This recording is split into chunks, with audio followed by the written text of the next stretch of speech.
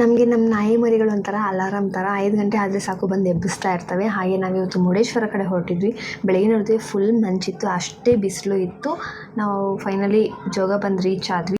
ಮುಂಗಾರು ಮಳೆ ಶೂಟಿಂಗ್ ನಡೀತಲ್ವ, ಆ ಮನೆ ಹತ್ರ ಇದ್ದೀವಿ ಇವಾಗ. ನೀರಿದೆ, ಇಲ್ಲ ಅಂತ ಹೇಳೋಕ್ಕಿಲ್ಲ, ಬಟ್ ಬರೋರು ಬಂದು ನೋಡ್ಬೋದು. ಈ ಕಡೆ ಮುರುಡೇಶ್ವರ ಕಡೆ ಎಲ್ಲ ಹೋಗೋರು ಬಂದು ನೋಡ್ಬೋದು. ಅದೇ ಬಟ್ ಜೋಗಕ್ಕಂತ ಬರೋರು ಬರಬೇಡಿ, ಯಾಕಂದರೆ ಸಮ್ಮರ್ ಅಲ್ವಾ, ನೀರು ತುಂಬ ಕಮ್ಮಿ ಇದೆ. ಮಳೆಗಾಲದಲ್ಲಿ ಬಂದರೆ ನೀರು ಜಾಸ್ತಿ ಇರುತ್ತೆ. ಹಾಗೆ ಹೋಗ್ತಾ ಹೋಗ್ತಾ ಒಂದು ಫುಲ್ ಕವರ್ ತುಂಬ ಬಿಸ್ಕೆಟ್ ಇಸ್ಕೊಂಡ್ವಿ, ಯಾಕಂದರೆ ಆನ್ ದಿ ವೇಲಿ ಕೋತಿಗಳಿರ್ತವೆ, ಕೊಟ್ಬಿಟ್ಟು ಹೋಗೋಣ ಅಂತ ಹೇಳಿಬಿಟ್ಟು. ಇಷ್ಟು ಬಿಸಿಲಿದ್ರೂ ತಣ್ಣಗೆ ಗಾಳಿ ಬರ್ತಿದೆ, ಚೆನ್ನಾಗಿದೆ. ರೈಡ್ ಅಂತೂ ಸೂಪರಾಗಿದೆ. ಅದರಲ್ಲೂ ಬೈಕಲ್ಲಿ ಬರೋರ್ಗಂತೂ ಇನ್ನೂ ಸೂಪರಾಗಿರುತ್ತೆ.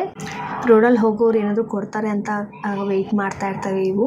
ಸೊ ಅದಕ್ಕಂತ ನಾವು ಎಲ್ಲೇ ಹೋದ್ರೂ ಇದು ಕೋತಿಗಳಿಗೆ ಇಲ್ಲ ನಾಯಿಗಳಿಗಂತ ಏನಾದರೂ ಇಸ್ಕೊಂಡಿರ್ತೀನಿ ನಾನಂತೂ. ನಮ್ಮ ಹತ್ರ ಇದ್ದೇ ಇರುತ್ತೆ ಎನಿ ಟೈಮು. ಹಾಗೆ ನಾವು ಶರಾವತಿ ಹತ್ರ ಒಂದು ಸೋಡಾ ಟ್ರೈ ಮಾಡಿದ್ವಿ, ಸೂಪರಾಗಿತ್ತು. ಈ ಕಡೆ ಬರೋರು ಪ್ರತಿಯೊಬ್ಬರು ಶರಾವತಿ ಹತ್ರ ಸೋಡಾ ಟ್ರೈ ಮಾಡಿ. ಆಲ್ರೆಡಿ ಯಾರೆಲ್ಲ ಟ್ರೈ ಮಾಡಿದ್ರು ಕಮೆಂಟ್ ಬಾಕ್ಸಲ್ಲಿ ತಿಳಿಸಿ.